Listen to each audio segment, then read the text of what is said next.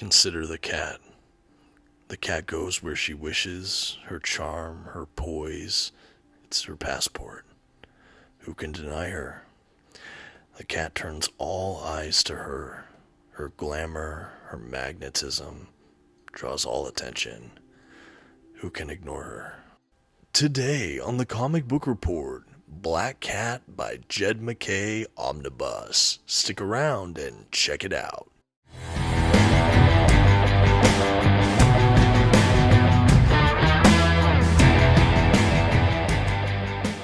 Greetings everyone, my name is Dominic and today you're tuning in to the Comic Book Report, where we review comic books and graphic novels so you can get an idea of what to read. And today I'm reviewing another fun Marvel Omnibus. That's right, we're looking at Jed MacKay's Black Cat. This is a run I've had recommended to me a couple of times. I'm looking at you, Jess Bragg from OmniDog's Vault, but this was a fun one. I was so excited to finally give it a read. Before we jump in though, I do want to shout out our channel sponsor, OrganicPriceBooks.com. If you're looking to pick up your own comic book collected editions, I highly encourage you to check out their website. You can find a link to it in this video's description, and if you see anything on their site you like, you can use my discount code at checkout, TheComicBookReport, to save $2 off of your order. Please note if you use my affiliate link or code to make a purchase, I will earn a small commission, but it's a fantastic way to support this channel. Thank you so much for considering. Now let's get started with today's Omnibus review. First, some quick facts about today's collection. The issues in this volume are written by Jed MacKay and illustrated primarily by Travel Foreman, Pere Perez, Michael Dowling, C.F. Villa, and more. The comics in this volume were published by Marvel Comics beginning in 2019. The volume itself collects Black Cat, the 2019 series, issues 1 through 12, Black Cat, the 2020 series, issues 1 through 10, Black Cat Annual 2019, issue 1, Giant Size Black Cat Infinity Score, Iron Cat issues 1 through 5, and material from Black Cat Annual 2021 issue 1 and Free Comic Book Day 2020 Spider-Man Venom. And finally, this is an oversized hardcover edition with nice glossy print paper stock, a sewn binding, and a total of 784 pages. At this time, I'd like to go ahead and give a general spoiler warning. I will be flipping through the contents of today's collection and commenting on plot points throughout. You've been advised. Okay, and here's our first look at today's omnibus. I'll say right from the jump that this is the standard edition cover for the Black Cat Jed MacKay Omnibus. There was also an incredible direct market edition cover. I'll go ahead and throw up a thumbnail there so you can compare the covers. I actually prefer the direct market, but I got a deal on this standard edition cover that I couldn't pass up, so that is the cover I landed with. I honestly think both covers are quite striking. Really good job, Marvel. And now a quick look at the spine. I love the spine design here. We have kind of a broken up black field with black and white, really cool stylized white font, Black Cat, Jed MacKay, some of the other creators, that red Marvel Omnibus logo on top, and a nice picture of Felicia Hardy at the bottom. That is Black Cat, of course. I do believe the direct market cover might have a different image in that bottom section as well on the spine. And the back cover definitely takes some cues from the spine. We have a lot of black with some white font. We have that stylized logo again. And another image of Felicia Hardy here, the Black Cat. This is, I think, lifted from one of the comic book covers within the omnibus.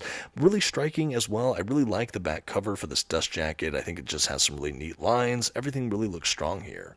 And just to address it in case you missed it, I did buy a damaged copy from eBay. I bought used and it showed up in worse condition than was advertised, but I got a partial refund on an already heavily discounted book, so I taped it up and did the best I could. Damaged on the dust jacket and the hardback book itself, unfortunately, but I did some tape. Hopefully your copies are in slightly better condition, but I found mine to be in a nice readable copy after I taped it up a bit.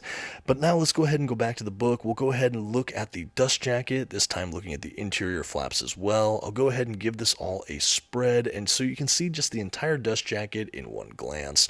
Again, this is the standard edition cover. The direct market will have that different front cover for the dust jacket and a different image on the bottom of the spine. Otherwise, this should be identical, I believe.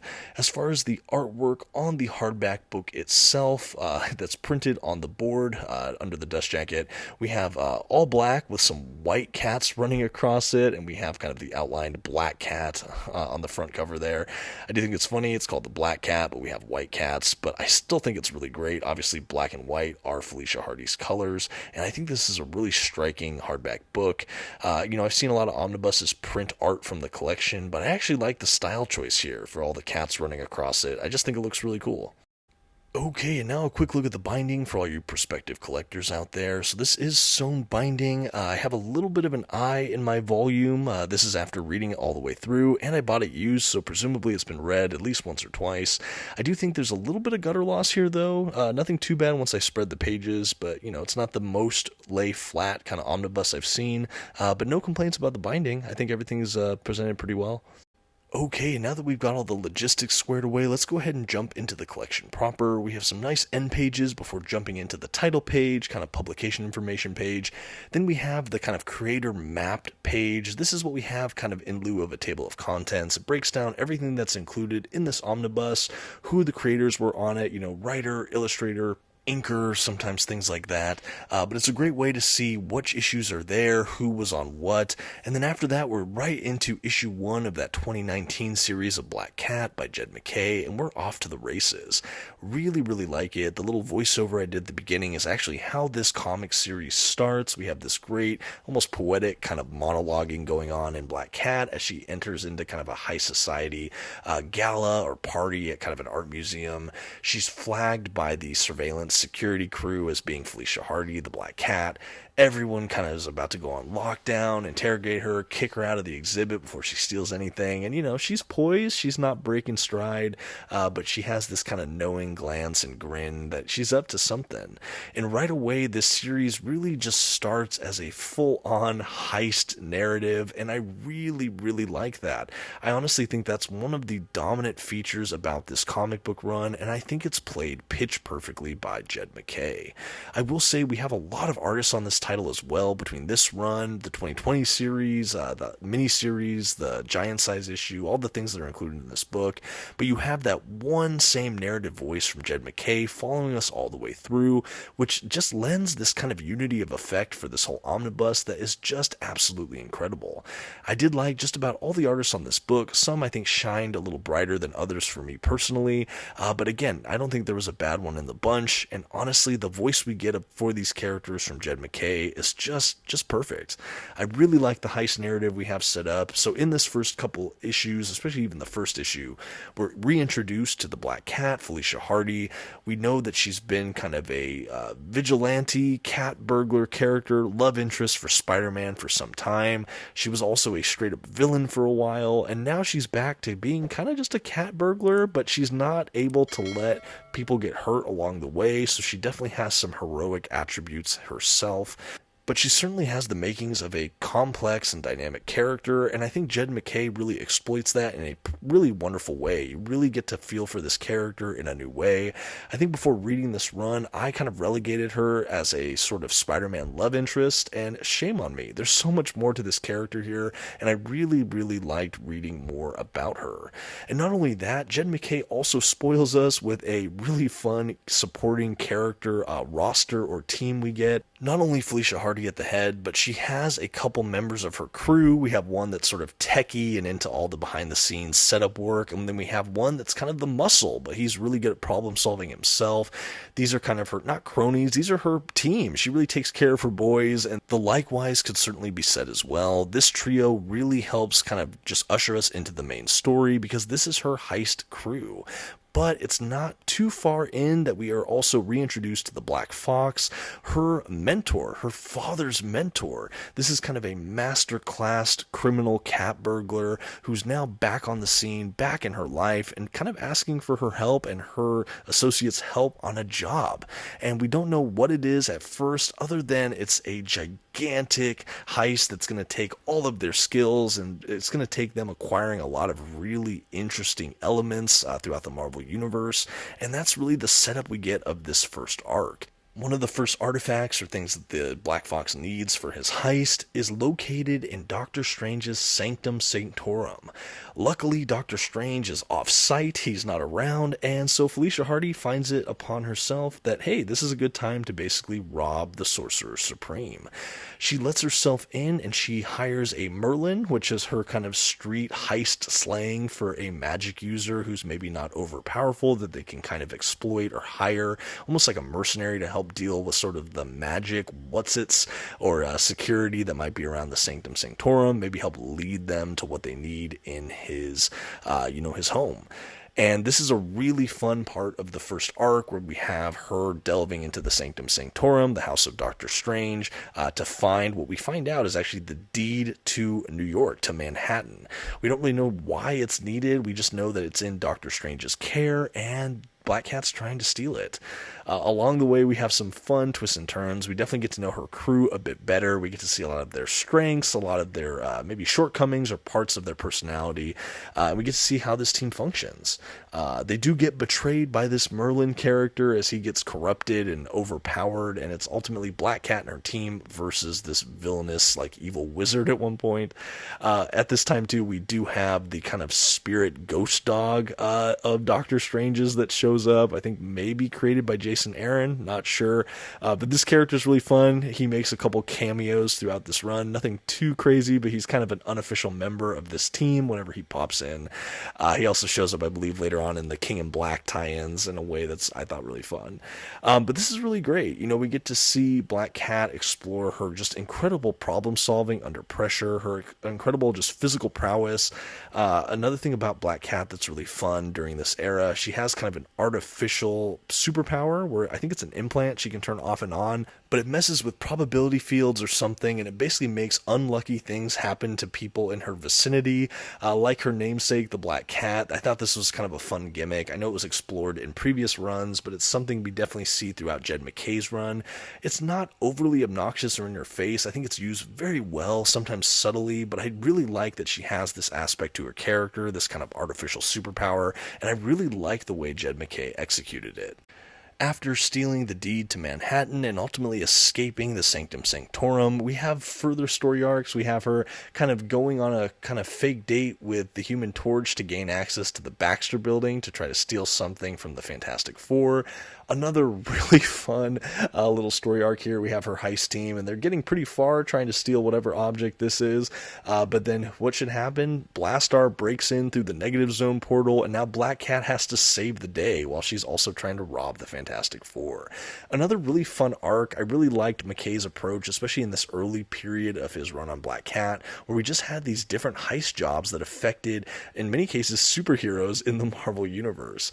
I really, really like that. I am going to be bouncing around stories a little bit, so this is by no means a comprehensive list of some of the plot we get in this book, but just bouncing around some of my favorites.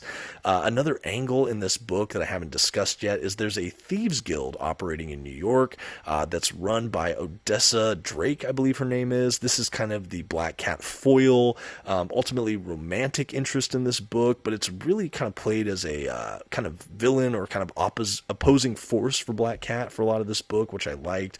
She is the daughter of another one of the mentees from Black Fox. Basically, Black Fox had two mentors, Odessa's father and Felicia Hardy's father, and ultimately Felicia herself, and a few others. But those two boys, the dads, they really were Black Cat's like protege, and now their daughters are both kind of just leading players in the thieves game around New York City. The Thieves Guild, though, is into some nefarious practices. They have maybe a way to get immortality, but they're also kind of a monopoly on thief activity in the region, so they're really at odds with Black Cat, who really doesn't want to pay her dues, doesn't really want to be affiliated, and is just kind of bucking the system at every turn. So Odessa and the Thieves Guild are a presence kind of lingering in the background of a lot of this run as well. They come to a head a few times throughout it, and obviously become more prominent as we get into the book.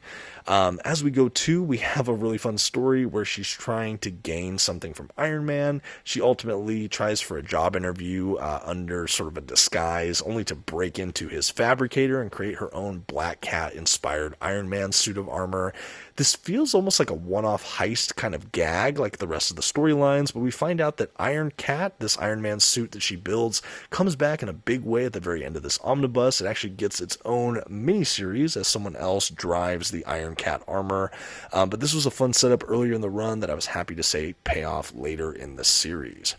At any rate, the main climax, I think, of Jed MacKay's entire run, in my opinion, ultimately culminates. We have Black Fox's ultimate end being that he's trying to rob the Thieves Guild's vault. That's why he needs all these weird artifacts, because he has to get into this vault that's impossible to get into, and he's going to try to broker with this creature that basically gives the Thieves Guild's kind of upper echelon, elite, immortal, eternal life, and he's going to try to get himself immortality because he is dying. And ultimately, this is sort of a double cross. We don't know that's his motivations for trying to rob the Thieves Guild. So we have him basically sacrificing all of Manhattan for his own and actually Felicia's immortality. And ultimately, Felicia just can't do it. She can't just be okay with everything Black Fox did and sacrificing all of Manhattan. So she undoes the deal at the cost of Black Fox, which is just devastating to her personally, but we get to see a lot of her just true heroism rise in these moments. It's a really just stunning conclusion to the series. I absolutely loved it.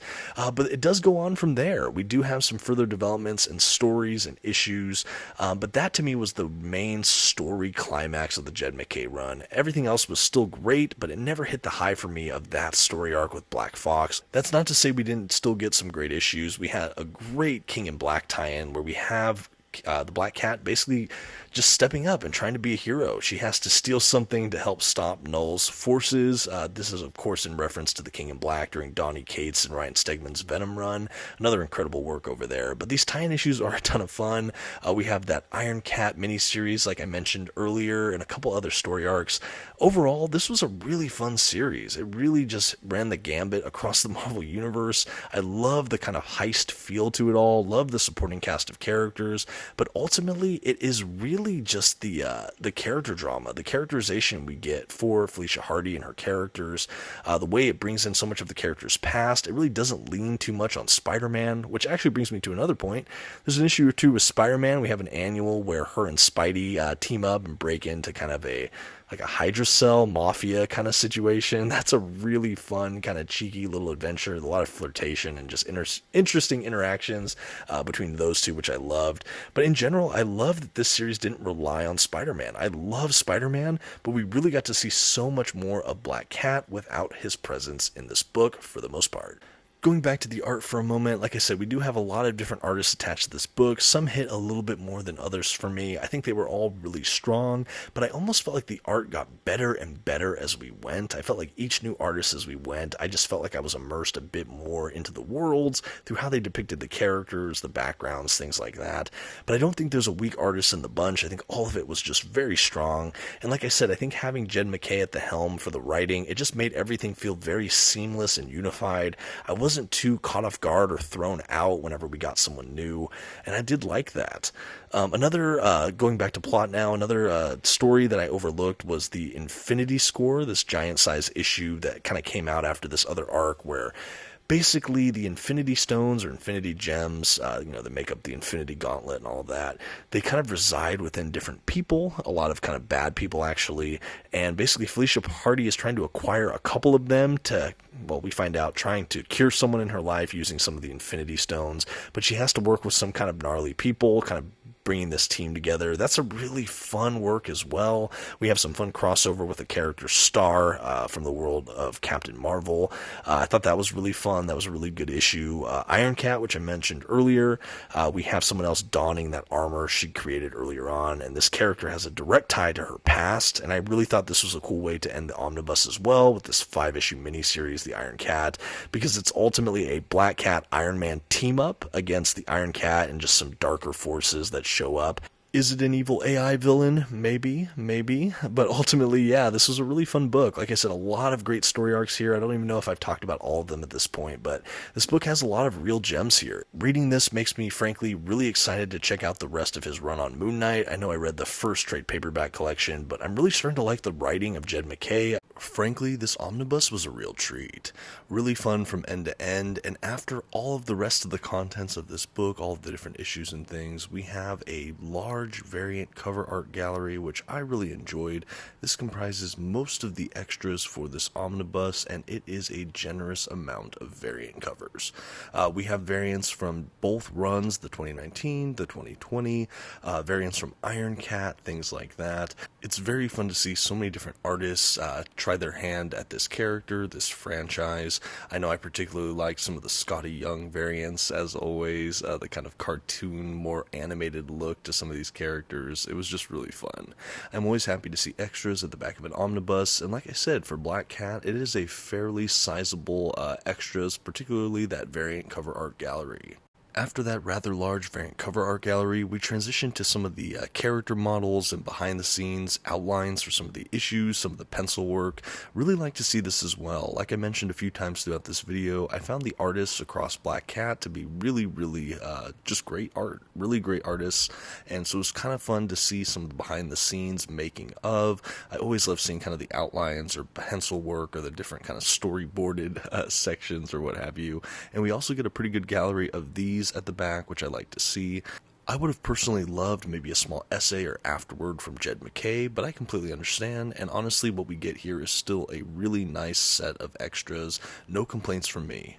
And that's going to bring us to the end of today's collection, and now all that's left is to give Black Cat by Jed MacKay a grade. As Marvel enters the heist subgenre, I couldn't be more delighted picking up Jed MacKay's Black Cat run. This character, while always interesting to me in the pages of The Amazing Spider-Man, has a new degree of agency and layering throughout this run that I never knew I wanted. Really a fun cast of characters here. I loved all of the different story arcs, some really notable heists here, some absolutely fun character cameos from some of Marvel's greats. Just one heck of a ride. For these reasons and so many more, the Comic Book Report is happy to give Black Cat by Jed MacKay, the Omnibus, an A-. This is really fun. I think if you're getting kind of bogged down reading your straightforward superhero comic fare from Marvel Comics, you still love this universe, but you want a bit of a palate cleanser or something just really different, I highly recommend Black Cat. Yes, we still get some costumed heroics, but we get a lot more fun heists, and frankly, moving character moments. Don't miss out on Jed MacKay's Black Cat. But as always, I'd love to know what you think in the comments section, and to everyone else, thank you so much for watching. This has been the Comic Book Report. Please don't forget to leave a like, that comment we just talked about, and maybe check out another video on your way out. Thanks everyone, bye.